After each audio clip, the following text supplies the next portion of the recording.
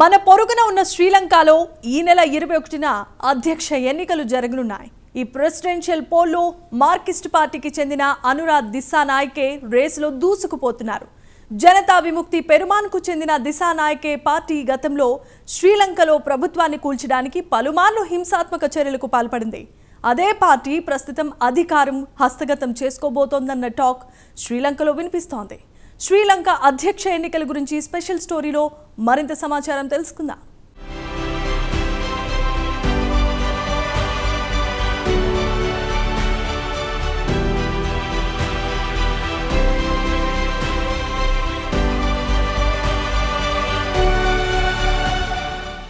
ప్రస్తుతం శ్రీలంకలో అధ్యక్ష ఎన్నికలు వేడెక్కుతున్నాయి. రేస్లో జనతా విముక్తి పెరుమనకు చెందిన దిశానాయకే ముందున్నారు. శ్రీలంక రాజకీయాల్లో అనూహ్యంగా దూసుకుపోతున్నారు. కాగా అధ్యక్ష పదవికి సుమారు 38 మంది అభ్యర్థులు పోటీ పడుతున్నారు. వారిలో దిశానాయకే అగ్రస్థానంలో నిలిచారు. దేశంలోని ప్రముఖ రాజకీయ కుటుంబాలకు చెందిన వారసులు కూడా తమ అదృష్టాన్ని పరీక్షించుకుంటున్నారు. వారిలో మాజీ అధ్యక్షుడు మహిందా రాజపక్స్ పెద్ద కుమారుడు నామల్ రాజపక్స్, అలాగే మాజీ ప్రెసిడెంట్ ఆర్ ప్రేమదాస కుమారుడు సజీద్ ప్రేమదాస, ప్రస్తుత ప్రెసిడెంట్ రనిల్ విక్రమ్ సింఘే, శ్రీలంక మొట్టమొదటి ఎగ్జిక్యూటివ్ ప్రెసిడెంట్ జేఆర్ జయవర్ధన్ మేనల్లుడు కూడా రంగంలో ఉన్నారు.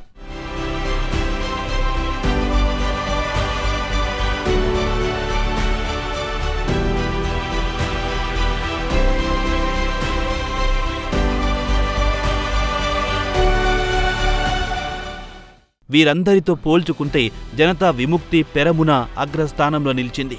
గతంలో ఈ పార్టీ అధికారానికి ఆమడ దూరంలో కూడా లేదు. గత 2 సార్లు ప్రభుత్వాన్ని కూల్చడానికి జేవీపీ ప్రయత్నించింది. అదే జేవీపీ దేశాన్ని పాలించడానికి పావులు కదుపుతోంది. 2022లో దేశ ఆర్థిక వ్యవస్థ కుప్పకూలడంతో దేశవ్యాప్తంగా నిత్యావసర వస్తువుల కొరత ఏర్పడింది.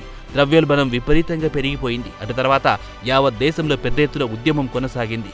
ప్రజల ఆగ్రహానికి గురైన అప్పటి ప్రెసిడెంట్ గొటబయ రాజపక్స, ఆయన సోదరుడు అప్పటి ప్రధానమంత్రి మహిందా రాజపక్స్ రాజీనామా చేసి దేశం విడిచి పారిపోవాల్సి వచ్చింది.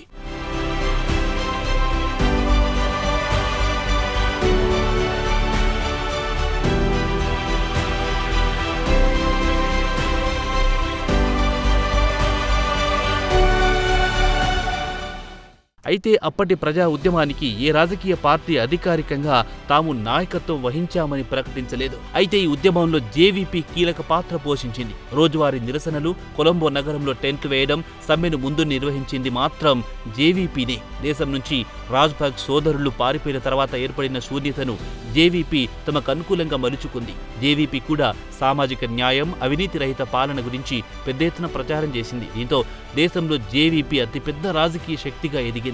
అదే సమయంలో దిశానాయకే వ్యక్తిగత పలుకుబడి కూడా అమాంతం పెరిగిపోయింది.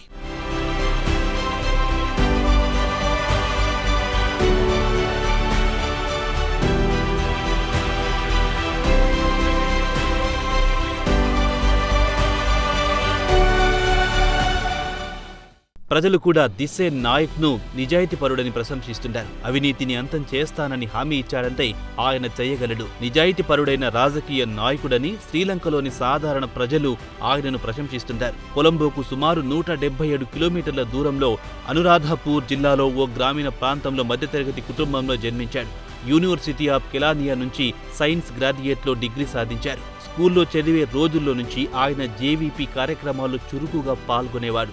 2000 సంవత్సరంలో ఆయన మొట్టమొదటిసారి పార్లమెంట్కు ఎన్నికైనారు. 2014 నుంచి ఆయన పార్టీలో అంచెలంచెలుగా ఎదుర్కొంటూ వచ్చారు.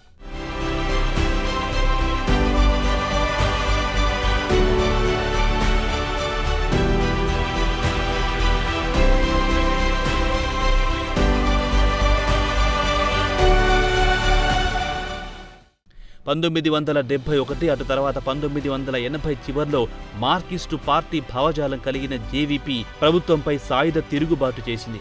అటు తర్వాత 1988, 89లో తిరిగి సామ్రాజ్యవాదులకు, పెట్టుబడిదారులకు వ్యతిరేకంగా అప్పటి president JR Jayewardene R Premadasa ప్రభుత్వాన్ని కూల్చడానికి ప్రయత్నించింది. శ్రీలంక చరిత్రలో అత్యంత రక్తపాతం జరిగిన కాలంగా నిలిచిపోయింది. రాజకీయ నాయకులను చంపడం, అనధికార కర్ఫ్యూలు, సమ్మెలకు జేవీపీ పిలుపునిచ్చింది. జేవీపీ ఉద్యమాన్ని ప్రభుత్వం ఉక్కుపాదంతో అణిచివేసింది. సుమారు 60,000 మందిని ప్రభుత్వం చంపించిందని సీనియర్ జేవీపీ నాయకులు చెబుతుంటారు. జేవీపీ వ్యవస్థాపకుడు రోహానా విజయవీర కూడా ప్రభుత్వ దమనకాండకు బలైపోయిన వారిలో ఉన్నారు.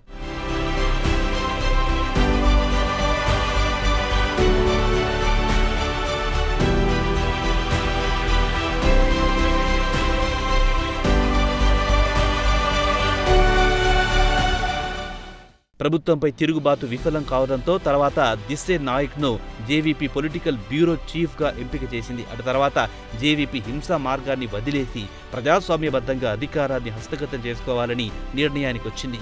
2014లో బీబీసీకి ఇచ్చిన ఇంటర్వ్యూలో దిస్సే నాయక్ గతంలో జరిగిన హింసకు, నేరాలకు సంబంధించి ప్రజలను క్షమాపణలు కోరారు. అలా క్షమాపణలు చెప్పడం పట్ల ఆయన పార్టీకి చెందిన నాయకులు పెద్ద ఎత్తున విమర్శించిన తర్వాత అప్పటి ఆ ప్రస్తావన రాకుండా జాగ్రత్త పడుతున్నారు. గతంలో జేవీపీ చేసిన ఘోరాలు మాత్రం పార్టీని ఇప్పటికీ వెంటాడుతూనే ఉన్నాయి. జేవీపీ సృష్టించిన టెర్రర్ను ఎవ్వరూ మరిచిపోరని ఇప్పటికి పలు రాజకీయ పార్టీలు చెబుతున్నాయి.